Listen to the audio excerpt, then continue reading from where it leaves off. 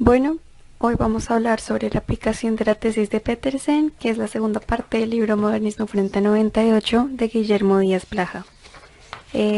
Nosotros somos Daniel Escobar, Cristina Fallada, que es la que está hablando en este momento, Natalia Londoño y Stephanie Ordóñez.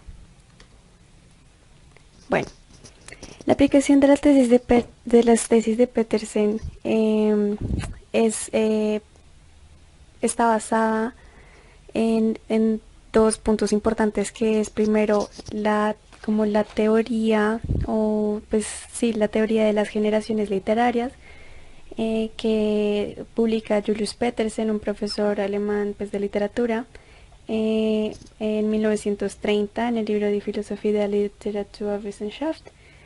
Y luego Pedro Salinas, escritor de la generación del 27, toma este concepto y lo aplica así a la generación pues del 98. Entonces Díaz Plaja parte de estos dos puntos para argumentar pues su mayor finalidad del libro, pues la mayor finalidad del libro, que es argumentar que el modernismo y el 98ismo son dos cosas diferentes, que no es una sino dos generaciones. Entonces aquí pongo una cita de él que defiende que se pueden establecer estos dos grupos, dado que estos propugnaron soluciones distintas radicalmente para lo político, lo social, lo estético y lo ético, y que esencialmente tenían opuestas actitudes ante la vida y ante el arte. Bueno, Díaz Plaja va a dar como una pequeña introducción para empezar con esta, con toda la revisión de la tesis. Va a proponer unos, digamos, no más unos abrebocas de argumentos que van a demostrar por qué son dos generaciones diferentes desde el primer momento, o sea, incluso de reojo.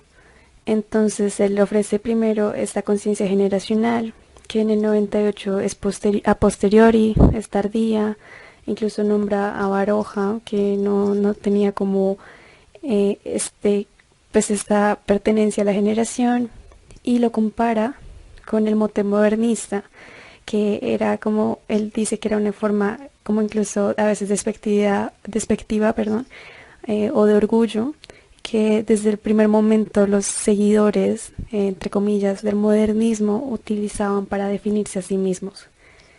También va a proponer, a partir de una, pues como de una cita de Melchor Fernández Almagro, que también tienen características comunes los dos grupos, pero que tienen tendencias totalmente distintas en cuanto, digamos, a que los 91chistas tienen este deseo de intervenir en la cosa pública, y a que su antecesor simbólico es Larra.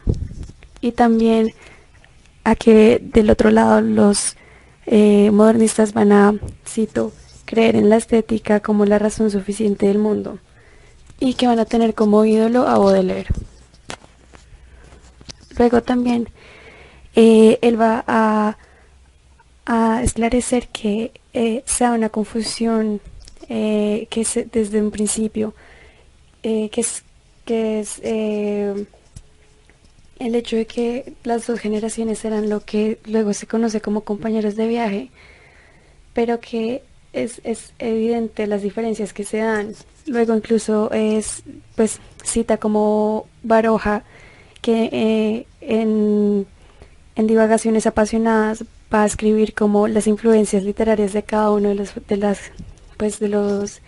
eh, integrantes de la generación, y se puede evidenciar que realmente tienen diferencias muy radicales en cuanto a tendencia literaria, formación e influencias.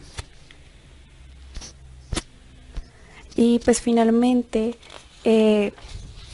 todo esto es para esclarecer un argumento muy estructurado, de rigor metódico, como él dice, sobre cómo se puede establecer la existencia de una generación, según Petersen, cuando coinciden en ella una serie de requisitos o pautas, que son las que vamos a tratar en toda la presentación.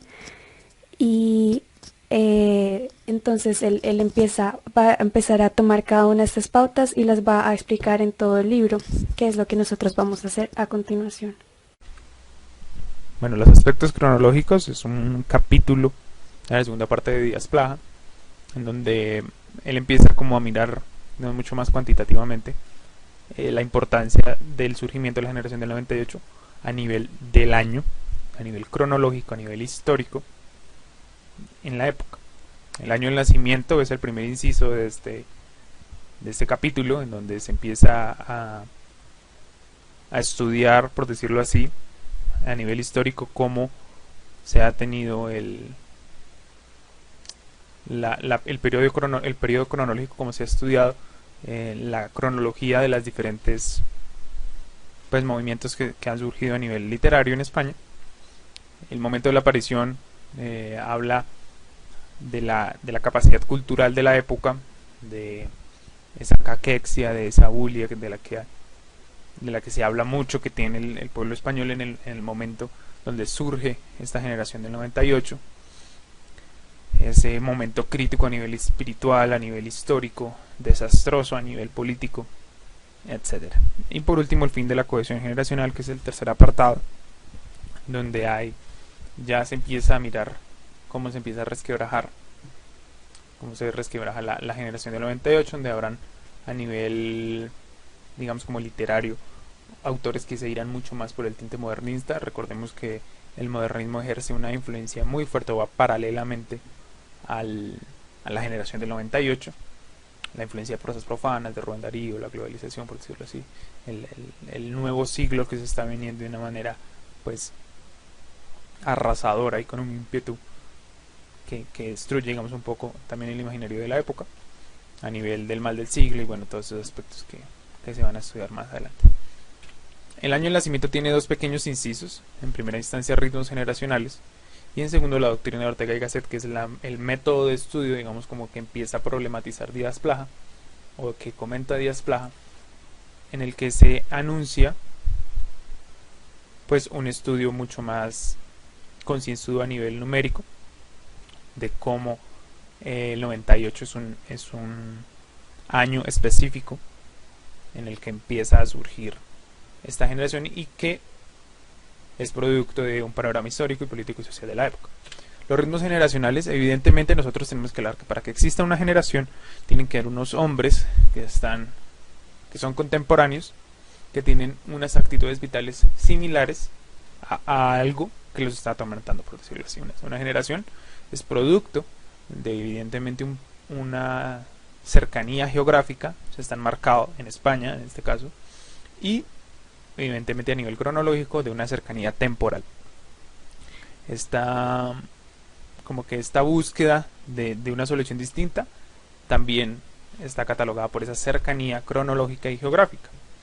Las personas o el grupo, en este caso de hombres escritores, que está en la generación del 98, lo que quieren es, ante un orden, por decirlo así, establecido, ante una solución vigente, buscar una solución distinta, ¿no? Que tienen una fatiga, que lo utiliza Díaz Plaja, ese término, con respecto a la generación que está en ese momento. Quieren cambiar un paradigma de la época. Se tiene que hablar entonces de un estilo de la generación del 98, y se habla de un estilo producto, digamos, de una longitud cronológica más amplia. O sea, no se puede hablar de una moda de la generación del 98, una moda de escribir, de un gusto por escribir, sino de un estilo. Y esa palabra estilo, ese concepto, es la longevidad de la generación del 98. Es que no estamos hablando pues de 30 años, 40 años, son 15 años, por decirlo así, que es un número muy específico en la tesis de Díaz Plaja. Continuando pues entonces con esto, o sea, Díaz Plaja hace como un breve estudio cronológico, muestra entonces el siglo XIX español, y los empieza como a agrupar también en pequeñas generaciones. Casi todas son de 4, 5 años, 3 años. Entonces habla también de cómo este siglo XIX se puede segmentar en pequeñas generaciones, en las que existen estilos particulares formas de escribir particulares y respuestas a paradigmas de la época particulares, a pesar de que todo constituye el siglo XIX español. Obviamente todas estas tesis cronológicas son de manera arbitraria, no podemos decir que una tesis cronológica que 4 años significan siempre un cambio cada 4 años.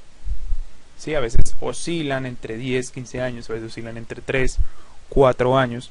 Y digamos como que trayéndolo a colación a un nivel mucho más moderno, con todo este tema de globalización, internet, mucho más contemporáneo, mejor decirlo así, este tipo de tesis cronológicas, el tiempo se disminuye. Que pueden tener respuestas cada 1 año, cada 2 años, cada año, etc.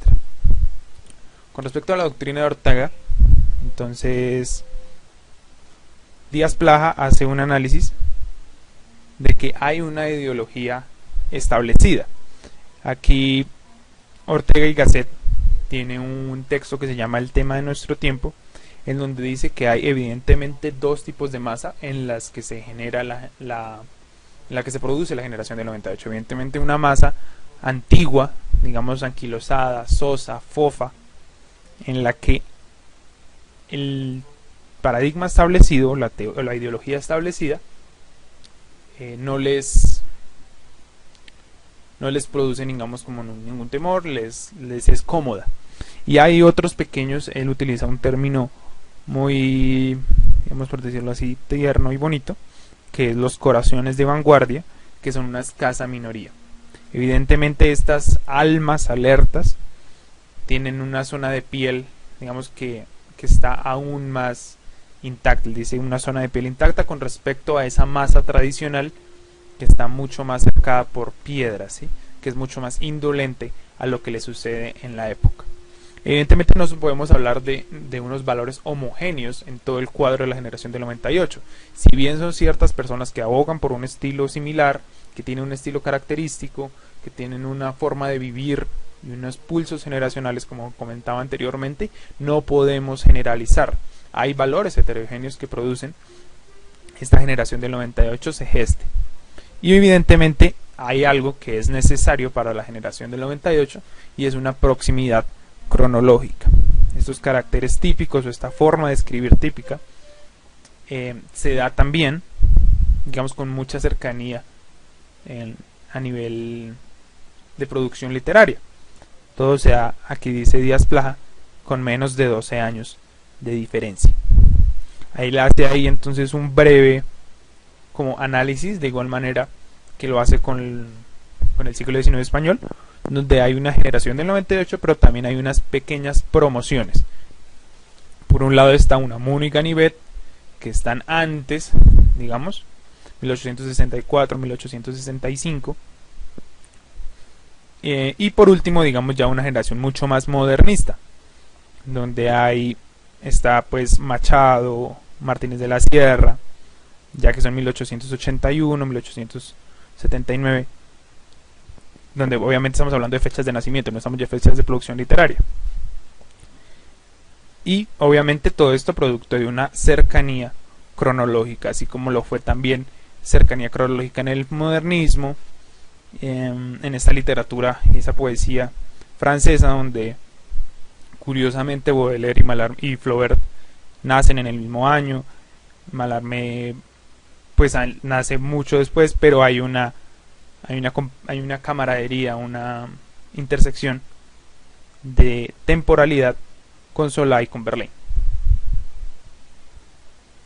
El segundo capítulo, que es el momento de la aparición de la generación del 98, se divide en 2 incisos. En primera instancia es la importancia de del momento en el que surge la generación del 98, y en el segundo apartado la propuesta de Díaz Plaja, que es dar como el 1902 como un año crucial para la aparición de la generación del 98, producto, digamos, ahí lo expondrá él, hace una lista también de las cosas que suceden en 1902, 1901 y la influencia, digamos, en este caso del modernismo y de otros como pequeños sucesos históricos que marcan la tradición de la época. Entonces, bueno, la importancia Evidentemente nosotros tenemos que hablar de un momento histórico finisecular. Está un siglo, que es el siglo XIX, que se está acabando, comienza entonces de una manera arrasadora y con un ímpetu, digamos, muy fuerte el siglo XX. Y entonces nosotros podemos hablar, bueno, ¿desde dónde? Díaz Plaja lo expone, ¿desde dónde podemos hablar nosotros de que existe una generación del 98? ¿Desde qué momento nosotros podemos empezar a decir, aquí hay un estilo característico? ¿Y en qué momento nosotros podemos decir, aquí ya se está acabando la generación del 98? Son dos preguntas que va a responder Díaz Plaja muy, digamos como así, muy particular y muy con una celeridad importante. Díaz Plaja. Para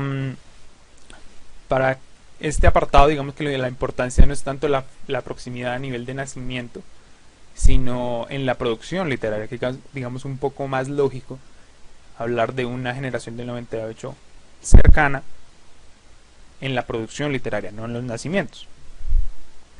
Que entonces hace un símil con el modernismo, en donde, por ejemplo, Rubén Darío publica en el 1888, Jacinto Benavente y Enrique Gómez Carrillo en el 92, José Martínez Ruiz en el 93, Valle Inclán en el 94, etcétera, y hace una lista, digamos, de unas similaridades. Ya, digamos, en 1902 ya empieza a publicar a Machado, Emilio Carrer, Cristóbal de Castro, muchos más personajes empiezan a publicar, digamos, como que la cercanía literaria empieza a germinar.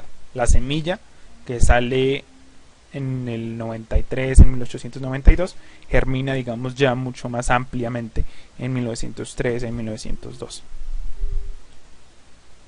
Evidentemente, entonces, hay una proximidad literaria, pero Díaz Plaja hace una propuesta de que en 1902 es un año crucial para el momento de la aparición de la generación del 98.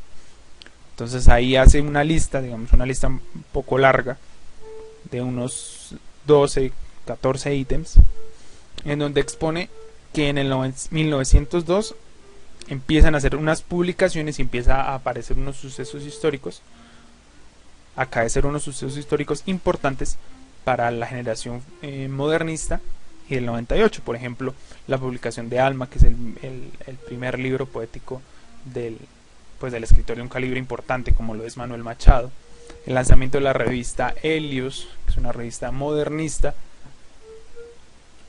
y obviamente ya empieza a partir de 1902. Bueno, aquí hay un apartado importante, y es que Rubén Darío, el libro, digamos, de prosas profanas, empieza a tener un éxito internacional a través de la segunda edición, pues a partir de la segunda edición.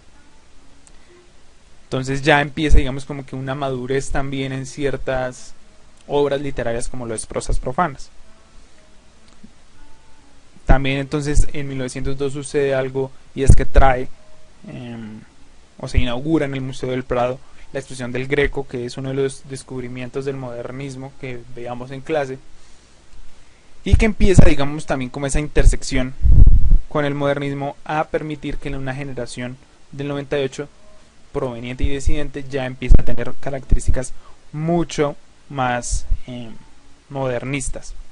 ¿Sí? Ya se empiezan a decantar por esta actitud literaria y empiezan a dejar de lado, digamos, un poco la generación del 98.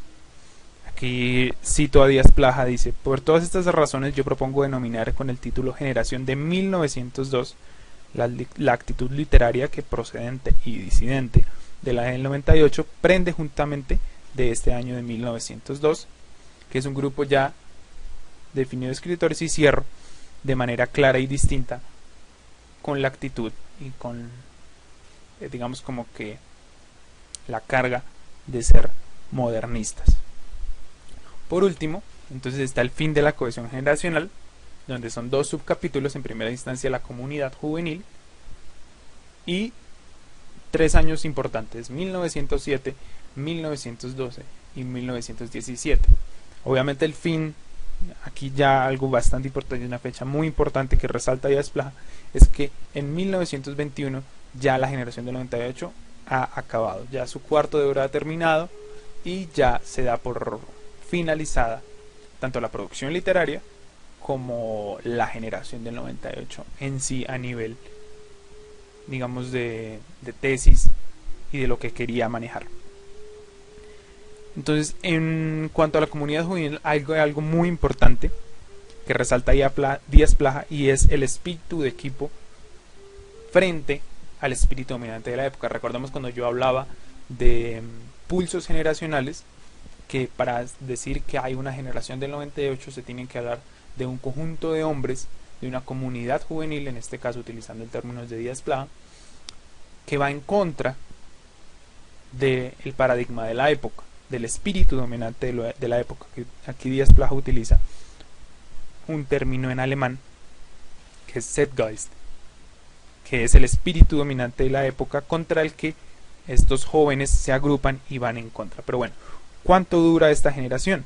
Aquí, recordemos en las diapositivas pasadas yo mencionaba 15 años, que es como lo más el tiempo en el que Ortega dice que se gesta ese estilo, no una moda, no un gusto, sino un estilo de narración de la generación del 98. Evidentemente entonces tenemos que hablar de la coincidencia generacional de dos grupos históricamente activos. ¿Qué grupos son históricamente activos en esta época? Evidentemente la generación del 98 y algo que viene atrás, que es, digamos, como que el monstruo grande. Monstruo, entiéndase, por el calibre y el grosor del movimiento, no por lo feo o lo grotesco, sino que es el modernismo, ¿sí? Que es ese movimiento que viene con un ímpetu grande, que viene con una velocidad importante y que viene detrás de la generación del 98. Obviamente hay uno que está dominante y otro que es aspirante. El dominante, evidentemente, es el modernismo, y el aspirante, que es la generación del 98. Aquí cito a Díaz Plaja y digamos como que lanza un poco una puya a Azorín, en el sentido de que Azorín es un 98ista puro, pero se siente a la vez inmediato y distante del modernismo. Y esto no es que esté mal, pero aquí podemos ver que no todos los escritores 98istas son modernistas y que algunos se sienten bastante lejanos a este movimiento, a pesar de su cercanía y de su proximidad cronológica. Entonces, en 1921, que es la fecha en la que Díaz Plaja empieza a decir que la escuela modernista y la generación del 98 ya se pueden considerar como terminadas. Hay una reacción en 1907, una actitud en 1912 y una desintegración en 1921. Pero ¿qué pasa en 1907? Hay dos factores importantes para analizar que se podrían, digamos, decir de 1902, que es el año importante para Díaz Plaja, hacia 1907, una reacción a ese Zeitgeist, a ese espíritu dominante de la época. En primera instancia, teniendo en cuenta que es un cambio espiritual para toda España, o para la gran mayoría de los españoles que están habitando en esa época, se necesita una sencillez lírica. Esto producto, digamos, de llegarle, o con la intención firme y fehaciente de llegarle al ciudadano de a pie, sin nada de palabrerías, nada de como cosas muy elucubradas, sino de verdad algo sencillo y directo. Hay una reacción patriótica, obviamente, en torno al desastre que está sucediendo en España a nivel histórico, político y cultural de la época. Una España, digamos, que está en las cenizas y que a nivel espiritual también lo está. Y obviamente, para haber una reacción patriótica producto del desastre, tenemos que resaltar la exaltación de los gustos nacionales, resaltar qué es lo que llama la atención, qué es lo que nos hace españoles. Y una actitud de 1912, que es la reacción, digamos, al romanticismo, donde hay una mayor amplitud temática con respecto a la que hay en 1907, y hay una amplia musicalidad verbal, aquí lo utilizo a Díaz Plaja, una más derramada inspiración que son evidentemente contradictorias del momento de contención de 1907. Ya esa sencillez lírica ha quedado atrás y hay una reacción hacia el romanticismo mucho más estilizada, mucho más estéticamente producida, por decirlo así. Y ya en 1921, 6 años después, ya se comienza a hablar de que la curva biológica del modernismo, más que todo, ya ha terminado. Nosotros recordemos que el plazo es de 15 años para, para que una generación, digamos, como que acabe. Y 1921, 15 años a 1921 viene desde 1902, que es el año importante para los modernistas, según Díaz Plaja, del 2, perdón, hasta el 17, perdón, hasta 1917, que es cuando ya comienza a gestarse la desintegración. En 1921 ya es finalizada esa curva biológica modernista. Y Díaz Plaja hace en otro breve apartado de media página que ese ritmo quinquenal, ese ritmo de los 15 años, es algo persistente a lo largo de la historia. Hay un neopopularismo, un superrealismo y todos están separados, digamos, por 15 años desde su inicio hasta su final. Algo que es importante resaltar es que no es que cada uno esté 15 años después del otro, sino que su duración, su vida, cronológicamente es de 15 años. Bueno, y continuando con la distinción de la que hemos estado hablando del modernismo y del 98, en este apartado de los elementos educativos, Díaz Plaja reconoce que sí hay algo que todos ellos tienen en común y es que todos son unos grandes lectores y por lo tanto son autodidactas. Todo lo que saben lo aprendieron por ellos mismos. Pero si seguimos con lo que plantea Díaz Plaja, esto de los elementos educativos van relacionados con lo sociológico, con lo estético, es decir, de cómo ellos se ven a sí mismos respecto al común, a todos, a la gente, y cómo ven su obra y el para qué la están haciendo en cuanto a lo estético. Entonces lo va a dividir en 4 apartados que tienen que ver con cada una de las posturas que ofrece cada uno de los autores de los que habla. Lo primero que habla es de literatura y anarquismo, y aquí habla un poco de Tolstoy, como en esta cita, que habla de la forma más odiosa del arte, es la que solo aspira a producirnos placer. El arte actual es, pues, despreciable, le falta fe, tiende además a un público de escogidos o superhombres o ricos explotadores de la masa. Y es que el modernismo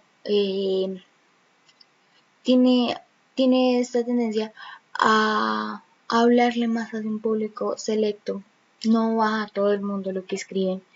Y este público selecto son eruditos que sí se van a poner en la tarea de mirar con detalle que si causa deleite, que si musicalidad, mientras que la generación busca estar más cercano a las personas, a hablarle a todos, a decir la realidad, y no va a estar como el modernismo en su odiosa torre de marfil declamando sus versos. Como siguiente apartado está la reinancia del idealismo. Quien está allí no es el que lo escribió, es Wagner, pero ya voy a hablar un poco de por qué lo puse. La reinancia del idealismo es una conferencia que se dio el 2 de febrero de 1896 por Ferdinand Brunner, y aquí Él habla que este periodo positivista o naturalismo y positivismo, este bloque, ya se acaba y se acaba porque no puede explicarlo todo. Hay cosas que van más hacia encontrar las claves últimas y siempre misteriosas de la vida humana, como lo dice Díaz Plaja, bueno, como cita aquí Díaz Plaja, y pues es por eso que se aleja de esto y va más hacia una tendencia idealista. Aquí el panafricanismo dice que crea una belleza demasiado impersonal y en cambio el simbolismo tiene una actitud más idealista, que es a lo que está apuntando. Va, se parece al anterior en cuanto a que hacer una obra que tenga, en el que tú te pongas detalladamente a, a mirar la estructura y hacerla mm, perfecta, no necesariamente va a producir algún sentimiento. Y a esto va la foto de Wagner, que él sí dice que su obra musical ya no busca ser perfecta, sino apelar a sentimientos más íntimos. Sin embargo, lo que dice Díaz Plaja es que eh, sigue siendo una estética que va más hacia una ética del mejoramiento social y que va hacia el refinamiento artístico.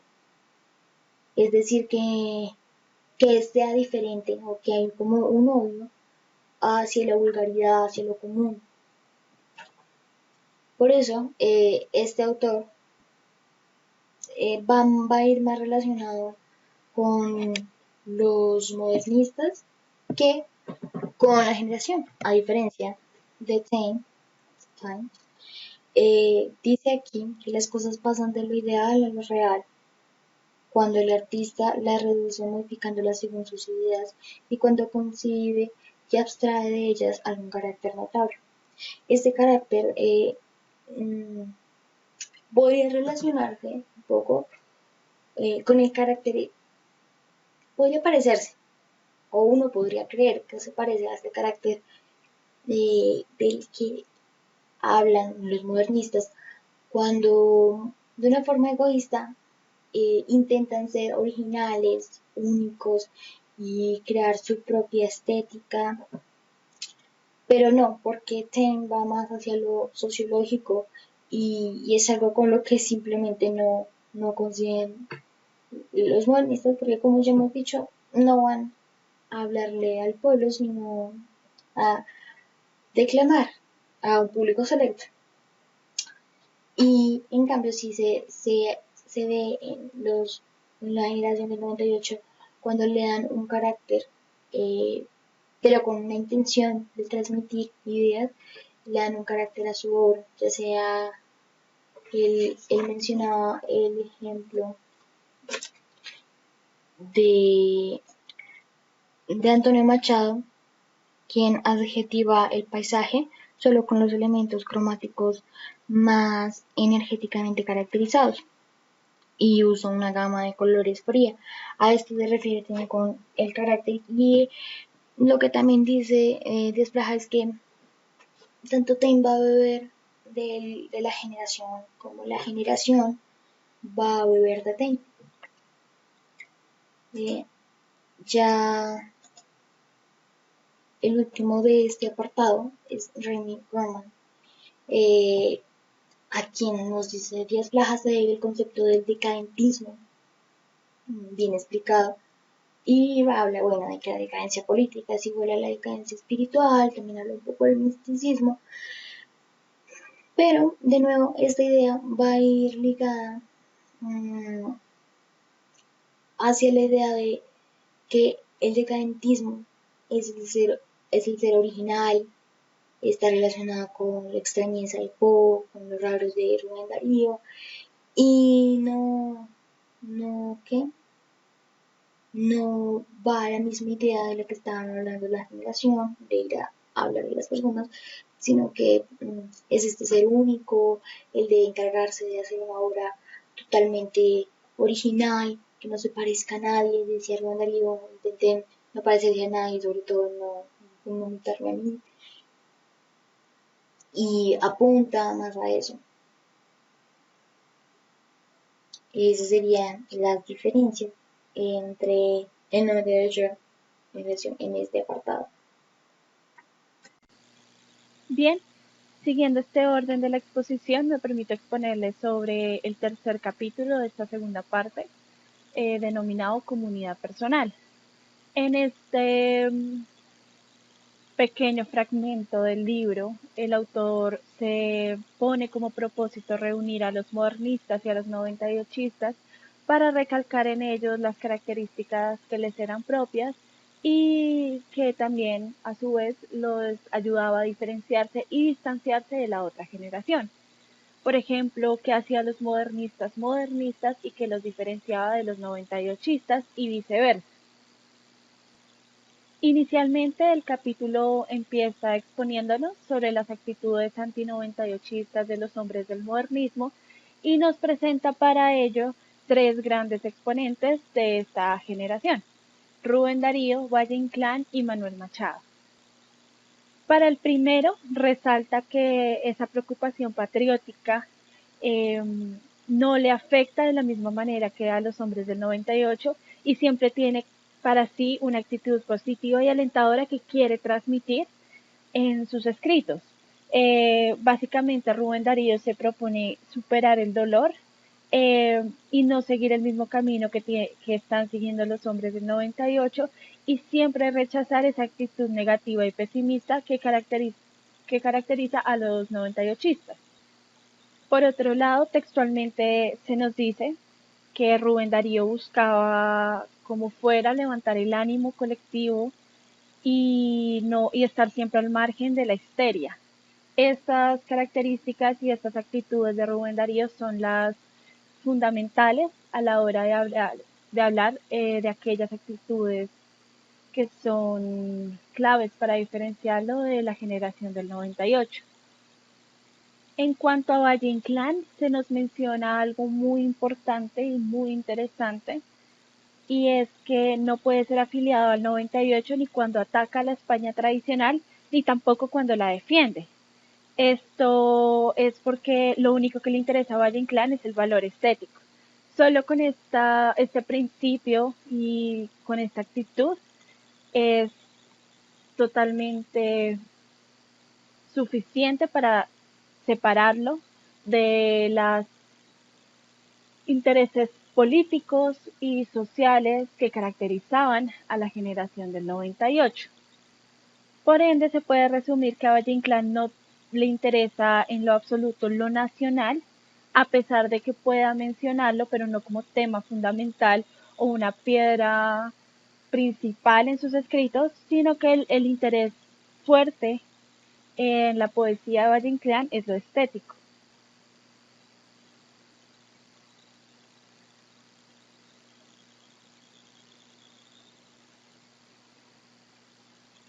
Por tal razón se menciona que Valle Inclán se caracteriza por tener narraciones muy artísticas y desapasionadas de toda idea de partido o situación política. Cabe aclarar que en estas narraciones no significa que Valle Inclán no mencionara los temas en cuestión sociales de España o algún tipo de intención realista.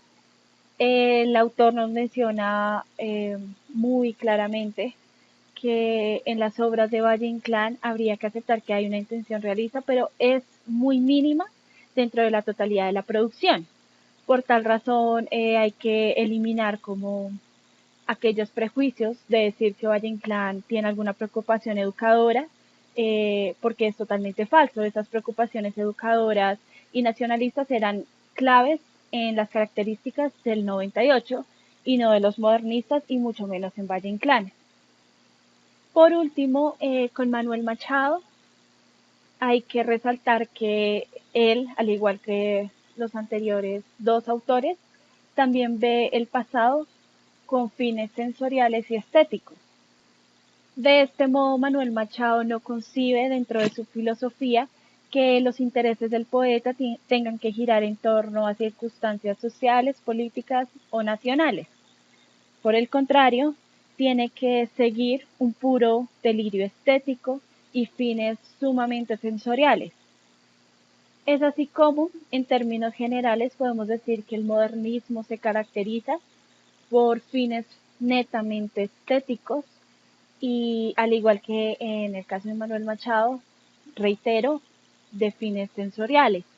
Ellos no ven la preocupación patriótica y los conflictos o dolores que estaba llevando consigo España, sino por el contrario, ven esas situaciones y estas temáticas como una oportunidad para sacar una parte estética relacionada claramente a lo artístico, más no para hacer fines moralistas o de educación, porque ese no era el interés y una ideología que comparten mucho los hombres del modernismo es que esos intereses o esas intenciones para con los temas no deben interesar al poeta y eso no es lo que caracteriza a un poeta, lo cual lo diferencia demasiado de las ideologías que tenían los 98istas. Es así como el capítulo se divide en una segunda parte llamada Actitud antimodernista de los hombres del 98. En este fragmento nos menciona inicialmente a tres autores, Ganivet, Unamuno y Antonio Machado.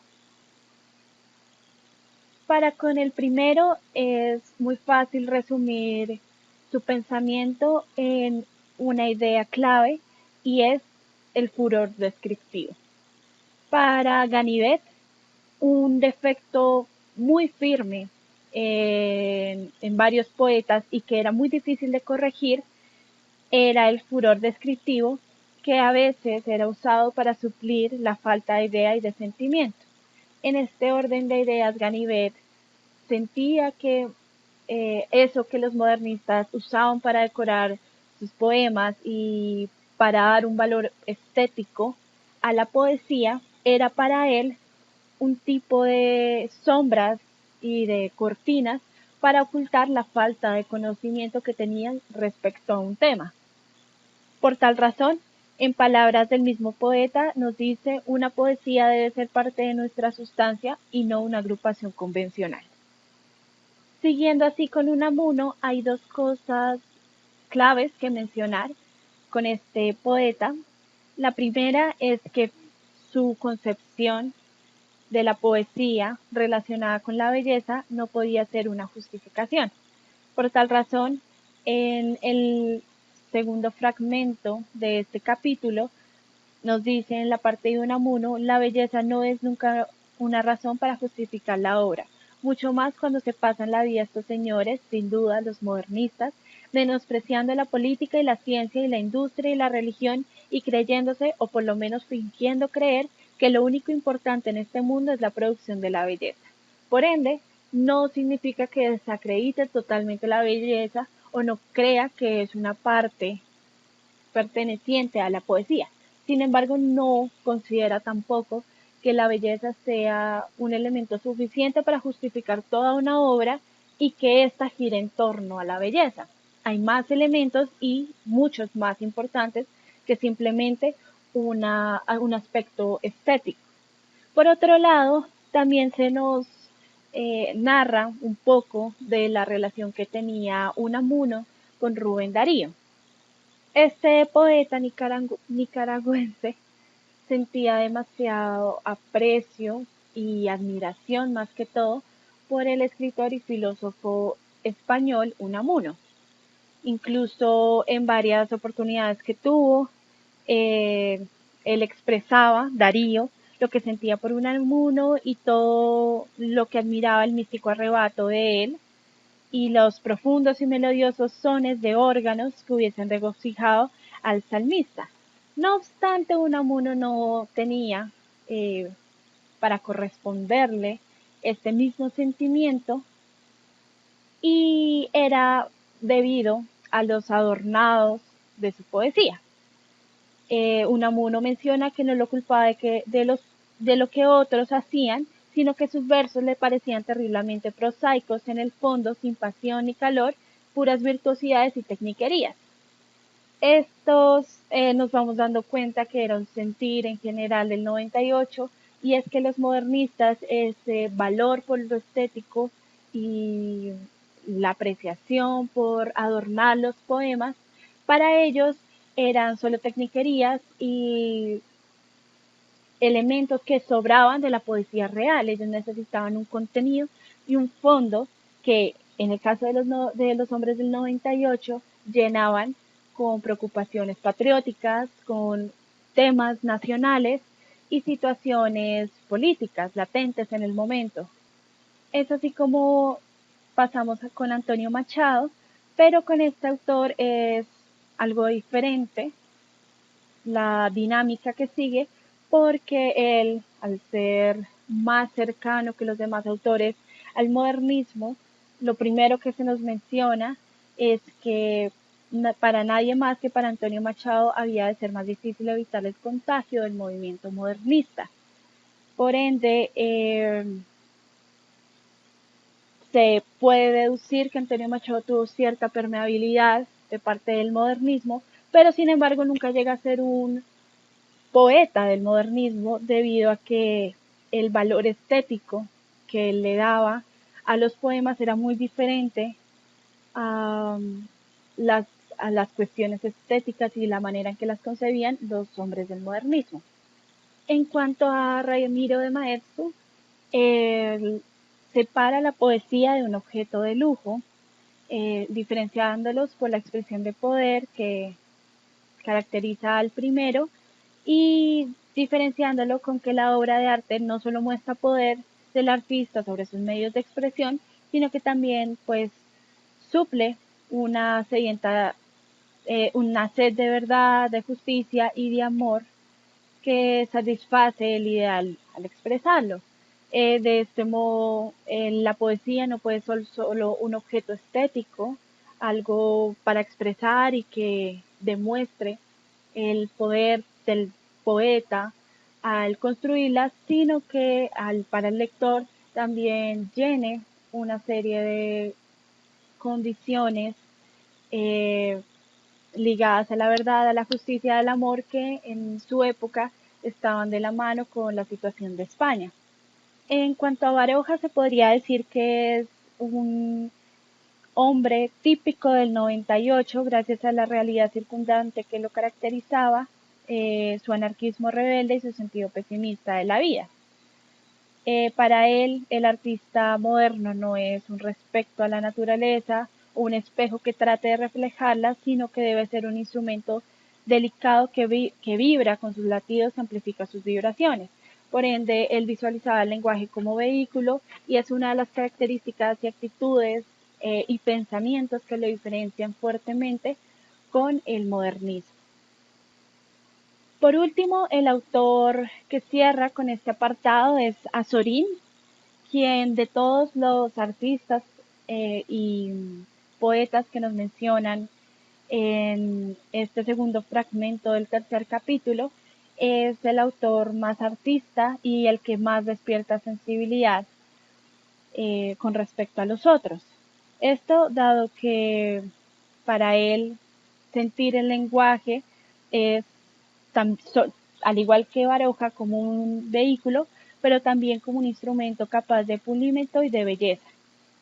Por tal razón, se dice que las obras de Azorín están llenas de ternura afectuosa, pero esto no es suficiente para adentrarlo dentro de los hombres del modernismo, sino que lo diferencian al tener unas normas de vida y cuestiones estéticas que se oponían con esta generación, y a pesar de que las cultiva y las demuestra en sus obras, no las comparte del mismo modo que en el modernismo. Por último, el tercer capítulo cierra de un modo muy peculiar, mencionando a Góngora como una piedra de toque y expone la idea de manera que el lector entiende que la generación que más afinidad sentía con Góngora es el modernismo. Por el contrario, el grupo del 98 no sentía ninguna devoción por lo gongorino. Es así como la relación Góngora-modernismo es tan fuerte que se llega a hablar de una ecuación Góngora-modernismo que tiene diferentes facetas y aspectos en las que resalta que el modernismo bebió de una doctrina precisamente de Góngora. No obstante, los hombres del 98 no sienten ningún aprecio por este autor y muchos de ellos en varios de sus escritos lo mencionan, como es Pío Baroja, quien dice: si tuviera que escribir sobre Góngora, no lo conozco bien, creo que creería encontrar una raíz semítica. O también Fray Candil, quien dice: ya sé que estos modernistas, hijos degenerados de Góngora, no pueden verme ni pintada. De hecho, muchas veces la generación del 98 declaró que una de sus misiones era rehabilitar a Góngora, pero la generación toma muchos matices y muchos propósitos en los que en muchas páginas pertenecientes a esta generación se pierde este ideal de rehabilitación a Góngora y solo queda como un ideal mencionado en unas que otras palabras. Pasando al capítulo 4, denominado Experiencias de la Generación, se nos habla de inicialmente de Rubén Darío como una piedra angular en la generación del modernismo. Y luego se nos expone cómo este autor es tan importante que resulta siendo un acontecimiento generacional. ¿Por qué se realiza esta mención y el autor toma un espacio de los capítulos para hablar de esto a grosso modo? Es porque consideramos personalmente que uno de los acontecimientos generacionales para los del 98 fue el desastre de España, quienes los unieron para entrar a hablar de temas relevantes dentro de la situación social y política de España. No obstante, el desastre no afecta al modernismo y por ende el autor empieza a cuestionarse cuál fue el acontecimiento que hiciera que los uniera, tanto que se nos menciona que cada generación necesita un acontecimiento para encontrar un fluir de ideas muy similar entre los autores de la generación. Por tal razón se menciona que Rubén Darío es precisamente ese acontecimiento generacional. Expandiendo la idea, se dice que el acontecimiento generacional son los dos primeros viajes a España, el de 1892, donde estaba un primer grupo modernista, Benavente, Valle Inclán y Salvador Rueda, y el segundo que ocurrió en 1899 para el segundo grupo. En este segundo viaje es el viaje que tuvo Rubén Darío, o la llegada que tuvo a España, y la manera en que los demás autores empezaron a conocerlo y admirarlo por una serie de aspectos y elementos muy característicos de su poesía. De este modo, el respeto y la admiración fue tal que poetas como Juan González Olmedilla escribe para la muerte del poeta: este maestro moderno es genial, es grande, es íntimo, es musical, es exquisito, es atormentado, es diamantino, tiene rosas de la primavera de Hugo, violetas de Becker, flautas de Verlaine y su corazón español. Vosotros no sabéis, imbéciles, cómo cantaba este poeta. Bueno, el quinto parámetro para establecer una generación literaria según Petersen sería el guía, que es lo que Petersen va a denominar Führertum y se traducirá como caudillaje en español. Entonces, Petersen considera que este caudillaje se puede entender de tres formas. Entonces, o que va a existir tres como maneras de de liderazgo, que va a ser el de héroe. Entonces es como este héroe que va a ser adorado por su época. El de mentor, que va a traer y señalar el camino. Y la cabeza o organizador, que es el que se coloca a la cabeza de los de la misma edad. Entonces para el 98 Salinas y también Díaz Plaja van a estar de acuerdo con que Larra va a ser este tótem generador que va a influenciar pues como héroe al 98 y que les va a dar como los ideales, no solo como de estilo literario, sino también como de una preocupación nacional y de este intervencionismo como ideológico. Luego, como héroe, perdón, como guía mentor, vamos a tener a Nietzsche para el 98. Hay una cita de Salinas que dice que sería difícil negar que ideológicamente había un guía en esta generación y que era Nietzsche. Díaz Plaja no entra en mayor como profundidad sobre las ideas de Nietzsche presentes en el 98, sino que da más como una explicación de cómo entra la ideología de Nietzsche como a España. Y también algo muy interesante es que iba a citar a Sorín diciendo que en general toda la generación y pues las personas que leían Nietzsche en España crearon su propio Nietzsche, y Azorín va a decir: entonces somos nosotros los que creamos ese autor, lo creamos para nuestro caso y escribimos la obra con arreglo a lo que deseamos. Entonces pues es como si hubieran considerado las ideas de Nietzsche como de la forma en la que ellos querían verlo y así lo transmitieron en su obra. Además de eso, es importante resaltar que este guía mentor, que es Nietzsche para el 98 y que va a ser Verlaine para el modernismo, va a ser repugnado por los contrarios. Es decir, los modernistas no les va a interesar Nietzsche y a los 98istas no les va a interesar Verlaine. Incluso hay una cita de Unamuno en la que él dice: Verlaine, cuya grandeza apenas vislumbro, y pues viceversa también va a pasar con Nietzsche, que no les va a interesar a los modernistas. Bueno, finalmente para el 98 la cabeza va a ser Unamuno, y pues es como no solo por el hecho de que haga de parte de la promoción como mayor del 98, sino que en general sus ideas y sus influencias van a ser muy importantes para toda la generación y va a ser como el guía vivo, el guía como del momento. Luego, para el modernismo, van a tener como héroe, como guía héroe, a Poe y Baudelaire. Esto es como una cadena incluso, porque Díaz Plaja expone que Poe influencia a Baudelaire, luego Baudelaire y Poe van a influenciar a Verlaine y Verlaine va a influenciar a todos los modernistas.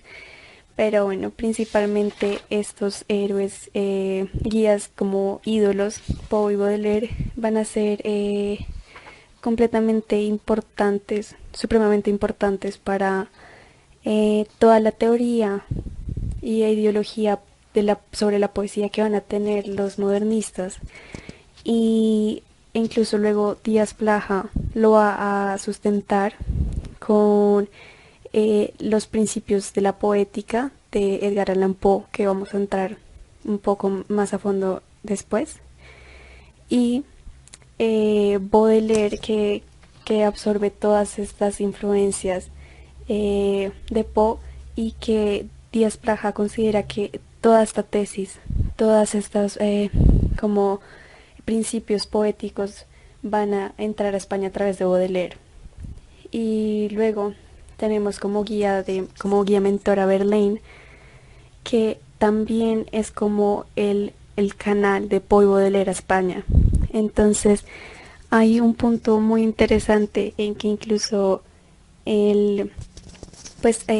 Díaz Plaja señala, como hay muchos autores, que tienen a Verlaine en su obra explícitamente y a Poe y Baudelaire implícitamente, porque Verlaine también bebió muchísimo de estos dos autores y es lo que finalmente pues le llega a los españoles.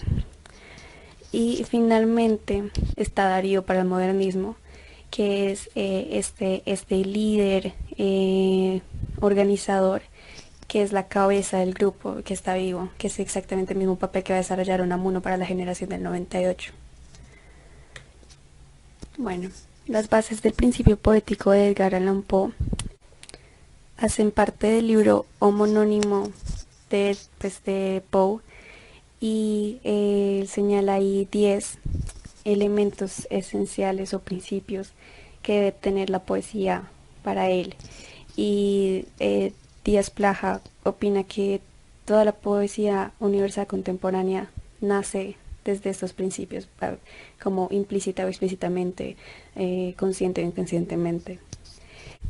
Primero, señala que el poema debe ser breve, porque debe tener una emoción intensa, y algo intenso nunca puede ser tan extenso, porque pues no generaría intensidad entonces. Luego, el segundo dice: todo didactismo debe ser eliminado. Entonces Poe opina que no puede existir, o sea, que la poesía solo debe ser per se y que no puede ser nada más. Luego, como tercer punto, el hombre aspira a la belleza por un anhelo natural que lo empuja hacia la eternidad. Este es muy claro, pues de por sí, como ya lo dice todo en su exposición, pero es básicamente que el hombre posee este sentimiento estético que lo va a impulsar hacia la eternidad. Entonces, esta belleza, que es como una necesidad natural del hombre, es lo que lo lleva hacia lo inmortal. Cuarto, la poesía necesita de la música para elevarse hacia lo supraterrestre.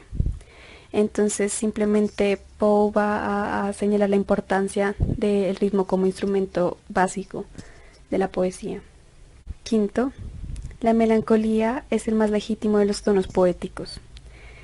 Entonces Poe va a considerar que la melancolía es la emoción más importante para la belleza, y que es la que va a llevar a las lágrimas de un alma sensible, o sea, es el sentimiento que más saca jugo de un alma sensible. Y luego Díaz Praja va a citar a un crítico que va a decir que la melancolía es la emoción más exenta de materia humana palpable. Sexto, el recurso poético más eficaz es el ritornello. Poe va a considerar que los sonidos, que el ritmo va a ser muy importante, que incluso si hay una analogía de sonidos con una intención rítmica, no tiene que estar ligado necesariamente a la expresión mental. Entonces es la importancia del ritmo ante todo, y ante los sonidos, y ante lo que suene bien. Séptimo, versificación original. Entonces Poe va a decir que hay que buscar una forma de hacer como de ritmo, versificación, que sea único, que sea diferente, pero que se haga a partir de las combinaciones distintas de los pies y ritmos ya aceptados, que es algo que va a hacer, digamos, Rubén Darío con el alejandrino, como que rescatan todos estos pies y ritmos ya existentes, pero los van a volver a poner como algo más original. Octava, limitada circunscripción espacial. Cito: el marco limita e intensifica a la vez el valor del cuadro. Eso lo expone perfectamente. Noveno, la intensidad debe presidir el poema. Entonces es como que el escritor tiene que tener fórmulas que creen un estado de ánimo en el lector, de por sí ya en el momento en que entra en el poema. Y la décima, finalmente, la poesía debe contener algo misterioso y extraño. Cito a Poe: quita ese factor de extrañeza, de cosa inesperada, y todo lo que hay de etéreo en la hermosura desaparece al instante. Pues es muy claro lo que considera Poe de la poesía, y cómo es parte esencial también de los modernistas, pero más que nada creo que se puede ver muchísimo en Poe y Baudelaire, que esto va a influenciar muchísimo a los modernistas. Cada uno de estos principios se ven totalmente evidenciados en el modernismo.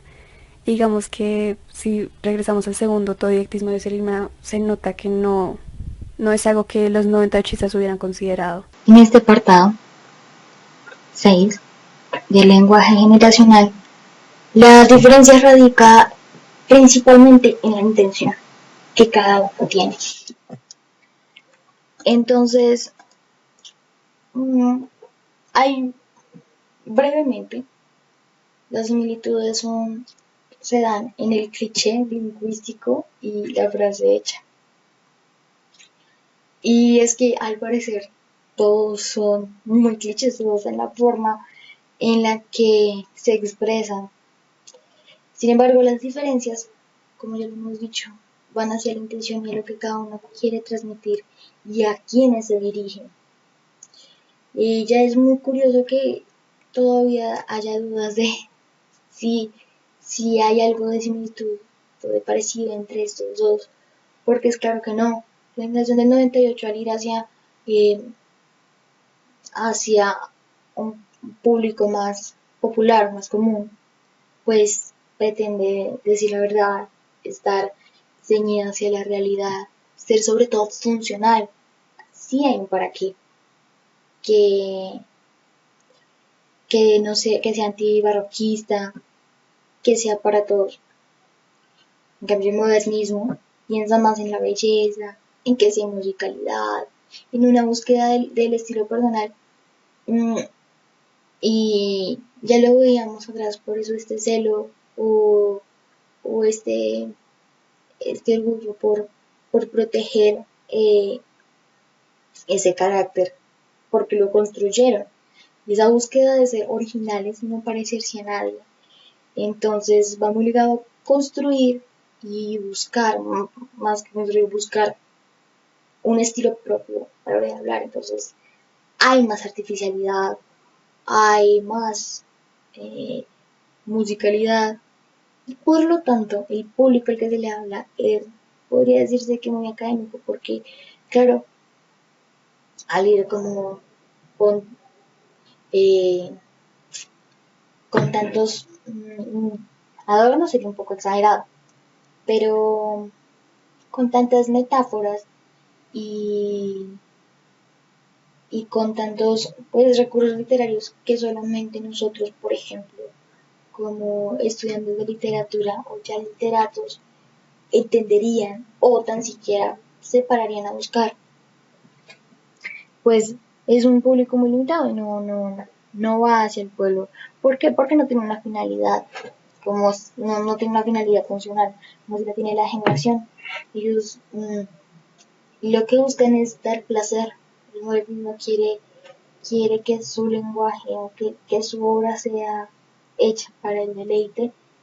Y bueno, eso también va en contradicción a lo que hablábamos de Shaw, cuando él decía que no estaban tan pendientes ni eran tan revolucionarios de su generación,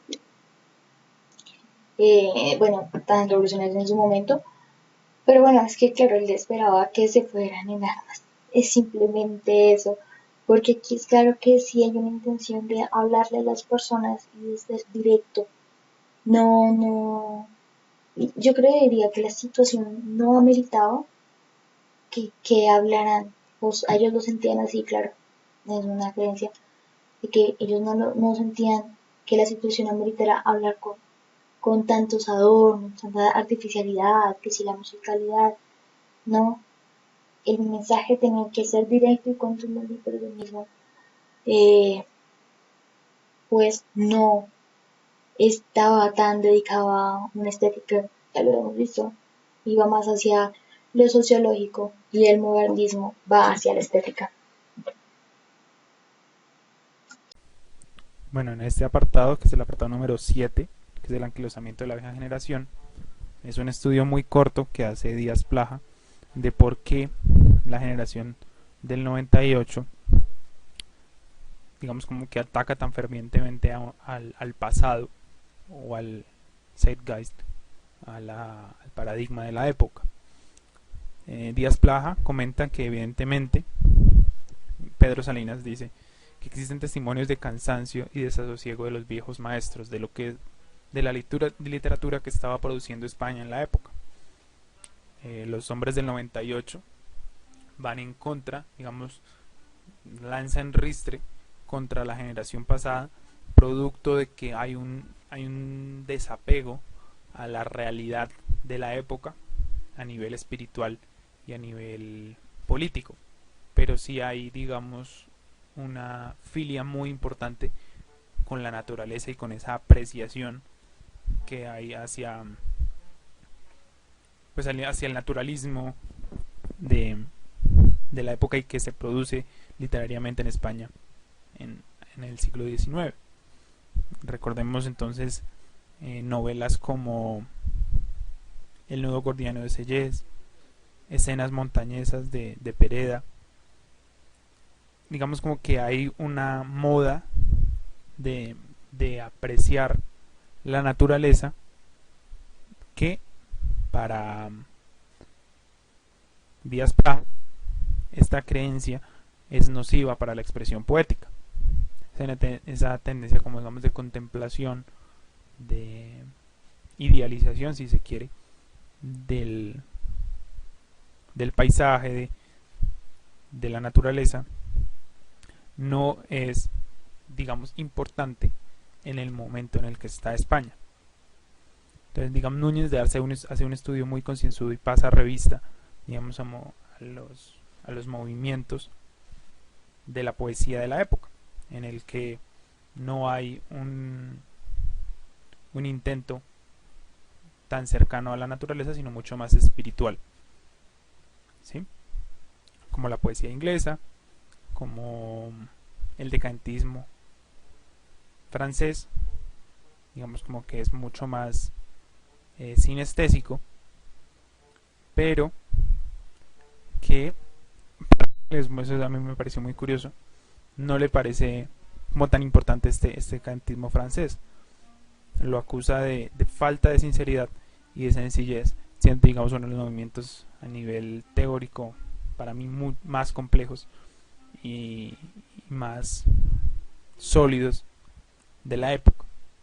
Y de hecho él teme que se llegue, teniendo en cuenta estos iniciadores, que la poesía española llegue a eso, a ese tipo de cosas.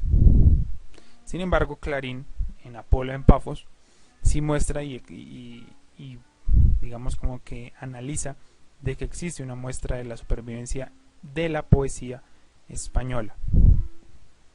Y digamos como que ataca directamente contra el hecho de que hay una Europa civilizada y España no está en esa Europa civilizada. Lo dice él: hemos decretado la libertad de pensar para usar del derecho de no pensar nada, de que no hay una literatura nacional, de que España no está produciendo una literatura de la época, sino que está anquilosada, que está atrás a nivel de producción literaria. Dice, continúa aquí Clarín: el arrebato lírico no lo siente nadie, ahí no se llega. Aquí creo que en esta frase expone directamente la falta de producción literaria. Sin embargo, si hay alguien del que se debe hablar en este momento es de Ramiro de Maeztu, que hace un estudio, digamos, muy profundo y que ataca directamente a grandes, digamos, como figuras literarias de la época, como lo era Echegaray. No hay un literato de renombre que acierte a hablar al alma, tomando las palabras de Maeztu, de los españoles contemporáneos. La política, y en su aristocracia agonizante, no vislumbra la nueva España que se está inculcando. No hay, digamos, un sentimiento de que la literatura habla de o le interesa lo que está sucediendo en España, que se está cayendo a pedazos, sino que recurren al naturalismo, digamos, mucho más esteteizante, podríamos decirlo así, la producción literaria de la época. Y en este momento, recordemos, a comienzos del siglo XIX se le da el Nobel de Literatura a Echegaray que digamos, en mi opinión, debería, o lo catapultó, digamos, como a ese punto de, de un dios en un pedestal. Y contra ese dios es que van a ir los 98istas, y en especial Maestro, y hace una protesta, digamos, contra Che Garay, y le acusa de que no hay una presencia importante, de que ese escritor en realidad está, por decirlo así, en ese pedestal, en la Torre de Marfil, utilizando términos mucho más modernistas, un poco, y que no está presente aquí en lo que está sucediendo en Europa, utilizando también otra frase, está cuerpo presente, mente ausente, o en este caso literatura ausente, escritura ausente de la época. Por último, entonces Maeztu hace que, a pesar de que el Che Garay no esté en este momento produciendo para la España de la época que se está inculcando, para esta nueva España no aristocrática, sí él dice que hay la generación del 98 tiene unos ideales artísticos diferentes y una admiración distinta a la que tenía la literatura de antes, y que este espíritu de grupo, diferente al de los demás, se limita solamente a enfrentar fuerzas exteriores antes de una coherencia combativa momentánea que nada supone y a nada obliga. Va en contra, digamos, de esa vieja generación, la desecha, la deja de lado, y es diferente. Es mucho más moderna, mucho más acorde a lo que está viendo la España de la época, y digamos como que ataca directamente a esos dioses de la literatura española, en especial a Che Garay.